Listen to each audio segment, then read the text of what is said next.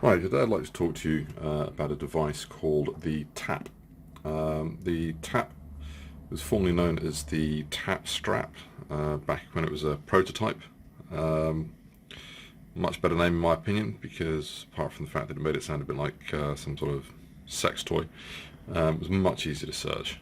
Try searching this on Google. You'll spend an awful lot of time looking at B&Q or Home Depot if in America. Which is not terribly useful if you're trying to search for this. This is a chording keyboard, so it is a wearable keyboard that you basically operate by tapping your fingers in various combinations on a reasonably hard surface, and this forms letters. I have been really keen to get my hands on one of these for a very long time, right since I first saw it in the prototype stage. Unfortunately, did somewhat slow me down once it was actually released because it's not super cheap. I think it's about £180. I managed to get it for less than that, which I'm quite pleased about. And it's a very interesting device. It's a very interesting device. How useful it is something that I'm going to discuss throughout this video. Probably the main thing that slowed me down, in actual fact, about spending the money on this was primarily the fact that having seen it available to buy, it suddenly did make me realise I had absolutely no idea what I was going to do with it. It is very cool, from sort of a geek perspective at least. Hit all those little buttons that made my little geeky bells ring. But when it came down to it, actually, sort of stomping up the cash, I did suddenly realise I don't know what I'm actually going to do with this device. I've had it for about 3 weeks now, and I have to be honest, I have found a use for it, although it is a bit of a make-fit usage. Sort of, I've got this thing, I really want to use it, and this is something I can use it for. Having thought about it a bit, I think probably the people that are going to find this to be most beneficial will be people who have tablets. Maybe people who have tablets who need to use them for work, need to travel around with them, and don't want to be lugging a keyboard and a mouse, for input purposes. Which does, of course, mean that you also have to be the kind of person that doesn't like using the on-screen keyboard on your tablet. Personally, I don't. I hate on-screen keyboards. I'm a touch typist. I find the on-screen, sort of dabbing at the keys very, very annoying. And one of the things that made me initially think about this as an option was the fact that I do tend to like to use the type swipe on my mobile phone, but I'm also very aware that it quite often fails, and that can be very frustrating. So I thought, this is a good device. It might be a good alternative to the whole sort of swipe typing thing. So yeah, took the plunge, bought this, and I've been using it for, like I say, about 3 weeks now, mostly just doing the training package. As I say, it's a chording keyboard, so basically you make the letters by tapping your fingers and thumb in specific combinations to make letters. So all your, let's just move the keyboard. So all of your basic vowels, very simple, so it's A, E, I, O, U, just one finger tapping. Then you've got NTLS, which is obviously been decided by them as being another very, very common combination, which in fairness it is. So again, that's two fingers together. Seems like NTLS, difficult to show you really. NTLS, and then again you start getting other combinations of popular letters. So D is your thumb and your middle finger. Difficult to move it on its own, but middle finger. So D, and then M is index finger and ring finger, and Z, which is middle finger and little finger. You tend to find that as you get towards less used letters that the combinations become more difficult to achieve, apart from W, which seems to get used an awful lot, and I think they've picked that because it sort of, in a way, looks a bit like a W. That's the thumb, middle finger, and your pinky all together. Difficulty with that one is trying to keep your ring finger off the deck while you're doing it, because obviously your ring finger and your pinky do tend to want to go together, which is kind of a problem with a lot of the tapping combinations that you have to do. It's not intuitive. Nobody could ever call it intuitive. However, it does come with training packages. Like I say, it comes with the 3 apps that you can download. The first app is just the Tap Manager, allows you to connect it to your phone, your tablet, your computer if it's Windows 8.1 or later. Mine isn't. I hated Windows 8, so I'm still on Windows 7 and holding out until they force me to go to Windows 10. And you basically download these apps, and like I said, as a Tap Manager, it's just sort of like a basic utility app. You've then got the Tap Genius, which teaches you how to use it in the first instance, and that has lots of little sort of animated videos and very catchy, annoying, nonsensical songs that go along with them, which do stick in your brain and help you to remember what finger combinations do what. They're horrendous, but they're effective. That's all I can say. And then the last app there is called Tap Academy, which basically takes the basic training that you have in the Tap Genius, the instruction, and it basically moves it on to a much sort of more advanced level. And the claim is that if you do the Tap Academy once a day, every day, for 30 days, you will get to 30 words per minute. I have been doing this for, I think I'm on about day 17. I'm up to 22 words a minute, and I've been there for quite some time. Trying to get above 22, well, that's my record actually, 22 words a minute. It's very difficult in my experience. Maybe it's just me, but I am definitely struggling to get faster. I will put my hands up and say that some of that is due to me, no two ways about it. Some of that is down to my own limitations, but at the same time, some of it I think is also down to some limitations of the tap device. I don't really want to blame the device too much, because I am perfectly aware that an awful lot of this might just be that my technique is absolutely appalling.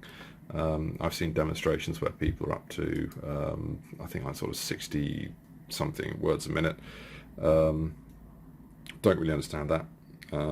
I can't see how I can get that amount of accuracy. Like I say, maybe it really is just that my technique is not up to scratch, but there you have it. The way this works, as far as I can see, you have 2 functions. You've got the keyboard function and you've got the mouse function. Okay, so the keyboard function is probably the one you're going to use the most, I'd imagine. As far as I can see, the way it works is that each of these knuckles, on this sort of weird knuckle duster sort of arrangement, each of these knuckles has an accelerometer in it. So basically you tap your finger and it detects that, you know, it accelerates, and then it comes to a sharp stop, and that's how it knows which letter you're trying to form. And then obviously I guess there's some software in here that tidies it up and makes it so that it's just not a total, you know, noisy mess and, you know, putting out random letters every time you move your hand. And then on the side here you've got this slightly bigger knuckle on your thumb. That's got the on-off button on it. The big central bit is your on-off button. And then under here you have got like a flat pad, and that little sort of window to the right of the pad, that is a laser. And basically you can switch between using the keyboard and using it as a mouse, simply by putting your thumb on the desk like that. So put your thumb on there, it sits on the little pad, you start moving your thumb about, and it immediately kind of senses that you want to use it in mouse mode, and switches over. And then you can use your index finger like that as a left mouse button, and you can use your middle finger as a right mouse button. And then you can use your ring finger and the pinky together and double tap, in order to go into scroll mode, and then you can scroll up and down with the mouse. It has its limitations. There's no two ways about it. It has its limitations. A lot of the limitations, I think, are down to human anatomy and the nature of accelerometers, I suppose. So one of the big problems that I tend to be finding with this is, first of all, tapping out letters when you don't want to. You tend to find the first thing that happens when you go to use the mouse is you tap a letter A, because your thumb, that is letter A. So it can't really tell the difference between you tapping a letter A and putting your thumb down to use the mouse, and it tends to, like I say, out comes letter A. Similarly, you tend to find, I mean, I'm not finding it so much with the letter A now. This is why I don't want to completely blame the device, and I'm willing to take some of this on my own head. It's just not being a very good user. But one of the issues that I certainly had when I started was that every time I went to do a letter A or a letter E, I'd actually get letter N, because that's the thumb and the forefinger tapped together, and basically I'd sort of go and tap one and it would pull the other finger with it, and then I'd get letter N. That seems to be happening a lot less now. What I do still get a lot of is when I go to do a U, which is pinky tap. I do quite often get an S instead. That's very irritating. And those are quite basic letters. You will use those letters an awful lot. NTLS, you'll use those all the time. Mostly seems to be now the U and the S causing the problem. Not really getting N's when I want to go for A's anymore, or at least very rarely. But U, S, yeah, it's quite irritating. I don't really know what to do, because you tap your pinky, the other finger goes with it. They're kind of locked together in that respect. It's very difficult to tap one with the other without the other. And I kind of think they do sort of say to tap gently. That's quite difficult, particularly when you're trying to get your speed up. So there's that. It's a problem, in fairness, that is sort of carried through with a lot of the letters. This is certainly acknowledged in that there are shortcuts for some of the more problematic letters. Like I say, W it's not awful, it's not too bad, you get used to it after a while, but there are some letters like J.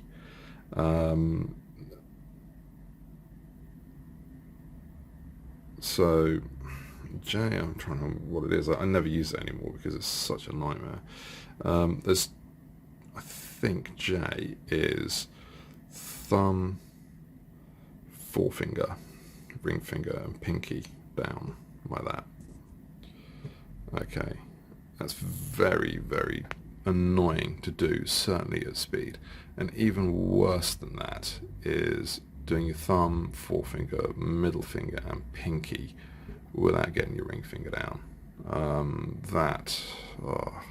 At speed almost never works, and even when you do actually get the fingers down, a lot of the time it doesn't actually sense that you've actually done it right, so it comes out with the wrong letter, even though you have in your mind got it right.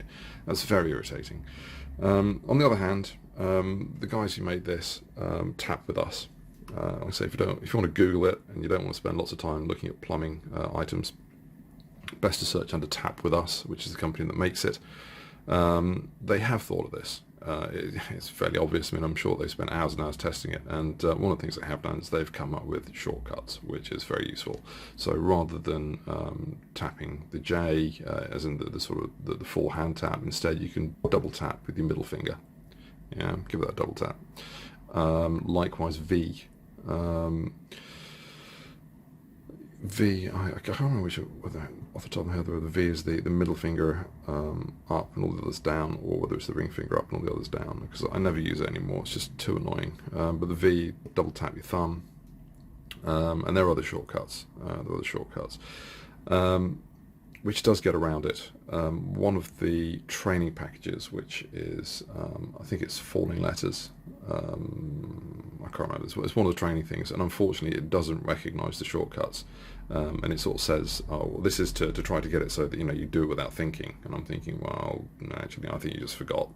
I think whoever was programmed it didn't just didn't stop to think that maybe you wanted to use the shortcuts. It just doesn't ring true. But hey, there you go. So that gets you around a lot of it. There are other sort of double tap things as well. So if you want to do a space, it's the whole hand down. If you want to do a full stop, it's double tap the whole hand. You can go to numbers by double tapping your 3 fingers. You can go to special characters by double tapping your first 3 fingers, things like that. And then there are letter combinations and number combinations, and you can do punctuation. So a comma is your thumb and your ring finger together. Enter is I think it's your thumb, your ring finger, and your pinky together. It's one of these things, I've been doing this so long now, sort of, like I say, 3 weeks practicing this, that it is actually getting to the stage now I can actually form the letters more easily without thinking about them, which I guess is a good thing. I guess it means that I'm learning it. So explaining it is a little bit strange. So yeah, it covers most of the keyboard. The only thing that I haven't found so far, which is mildly irritating, and I have asked them about it and I haven't had a response yet, is I mostly use this for messaging. So I said I had found a solution. The solution I found is that basically I've mounted a mobile phone mount up on a little bit under the stairs where I have my little sort of man cave corner. And what I'm doing is I'm basically mounting my mobile phone on the phone mount that's, like I say, hanging from the under stair bit, and I'm using that as kind of a neck relief aid, because you sort of spend an awful lot of time sort of looking at keyboards, looking at monitors, looking down at phones. Everything's down, and that obviously puts a strain on your neck. Also, I like to make model aircraft, so again, spend an awful lot of time hunched over my model aircraft, sort of ruining my posture. So I'm thinking, stick the phone up a little bit higher, use the tap to key, to enter, what I want to say on it. So mostly I'm using it for messaging, sort of WhatsApp and just text messaging and maybe the occasional Google. And one of the annoying things is that at the moment, at least, I can't see how to select the predicted word. So you've got your 3 words tend to get predicted above the keyboard, and a lot of the time the middle word is the one that you want. So it'd be quite nice to have a function where rather than having to tap out the whole word, I can just go for that one. At the moment I can't see how you do that. I have asked the question, like I say, still haven't had a response on that. Okay, so in short, this is a very funky bit of kit, and there are some really, really nice pieces to it. So this is the case that it comes in. So it's smaller than the glasses case, maybe slightly larger than those really compact reading glass cases you get, but mostly it's pretty compact. This case is also the charger. So basically what you do, you have a charging port on the side there and a button.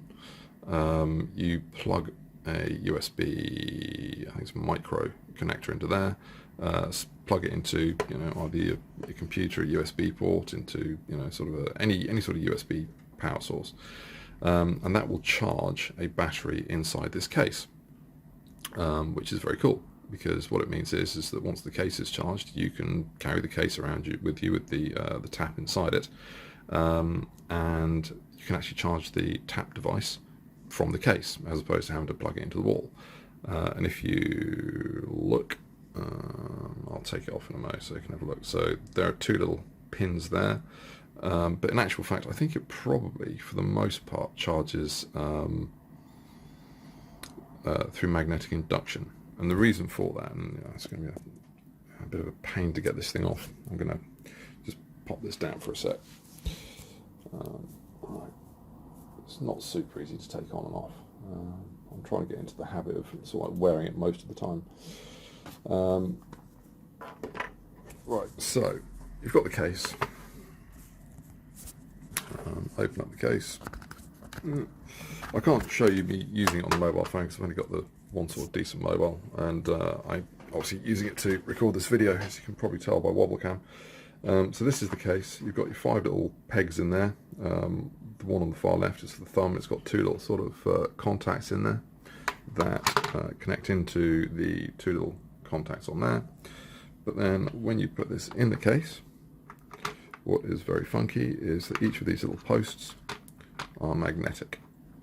So, yeah, doesn't flop about, which is kind of cool. And like I say, I suspect also sort of serves to make sure that it's in the right position for induction charging. Which is very cool. I just think there are so many cool things about this. I have wanted one of these right from the moment I first saw the prototype, which was basically just looked like a piece of plastic strap with 5 finger holes in it. Back in the days when it was a tap strap, as opposed to just a tap. And I just wanted one. Didn't really know what I was going to do with it, didn't really care what I was going to do with it. A little bit shocked when it came, well, not that shocked, a bit shocked when it came out and it was so expensive. But yeah, I've been kind of eyeing it up for probably a year and a half now. Finally crumbled. Just, you know, sort of the sheer geeky glee just sort of, you know, overcame me. So, overall, what I would say is this is a very funky device. If you are somebody who wants to use it as an alternative to a keyboard, which if you're a touch typist seems sort of unlikely, you could use it on your computer, on your PC. If you are somebody who has a tablet and you don't like using the on-screen keyboard, which I fully understand, I hate the things. I mean, I don't use a tablet. I don't like tablets. I have a tower computer for, you know, sort of day-to-day stuff, and I have you know, a smartphone, and I don't really see why I need something that's like neither one nor the other. That's just me. I know that lots of people like tablets. And can't be bothered with towers, so there you go. If you've got a tablet, you want to travel with it, you don't like the on-screen keyboard, this is a pretty good solution. I mean, there are other solutions. Obviously, you can get sort of keyboards that are Bluetooth keyboards that you maybe plug in or what have you. But if you can have a full-size keyboard, that's obviously quite bulky. You can get mini keyboards. I had an Old Shark miniature foldy-uppy keyboard, which I thought was absolutely brilliant. Cost me 15 quid, and that was superb. Very fiddly to type on as a touch typist, has to be said. That was its only really big downside, is that, you know, if you're a touch typist, you get very used to where the keys are, and the keys aren't there, and that drove me nuts. However, it drove me nuts for 15 quid, as opposed to this, which is kind of driving me nuts at the moment. For I think I paid about £100 for it. So it's a bit of a different thing. On the other hand, it is very much something you can just shove in your pocket. In its case, or out of its case, it's very portable. Once you get used to it, I guess it might be quite good. I don't want to completely sort of say that it's not good, because I'm aware that, you know, I've not completed the course yet, but I could see how, you know, you could get pretty confident with it. So I would certainly give it a consideration. If you're willing to spend that sort of money and you have that sort of need. Otherwise, if you're just a total geek like me, buy it anyway, because it is very cool. Anyway, thank you very much for watching.